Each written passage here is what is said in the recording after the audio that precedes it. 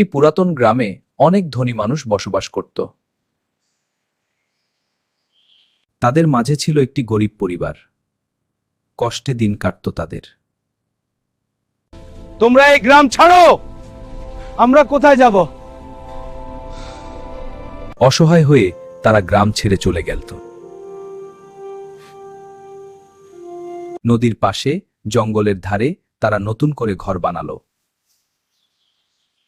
গরিব পরিবারের ছোট ছেলেটি প্রতিদিন নদীর পাশে খেলত। তুমি আমার বন্ধু হবে?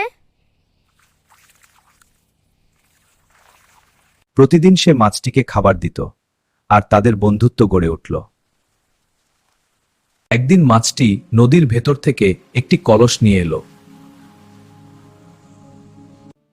মা, হাও এত স্বর্ণ! স্বর্ণ বিক্রি করে তারা হয়ে গেল অনেক বড় লোক, বানালো বিশাল বাড়ি।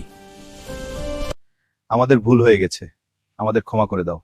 তোমরা ভুল বুঝতে পেরেছো, এটা আমরা সবাই মিলে শান্তিতে থাকবো। এরপর থেকে তারা সবাই মিলে সুখে শান্তিতে বসবাস করতে লাগলো, আর সেই ছোট্ট ছেলে তার প্রিয় মাছ বন্ধুর সাথে আনন্দে সময় কাটাতে লাগলো।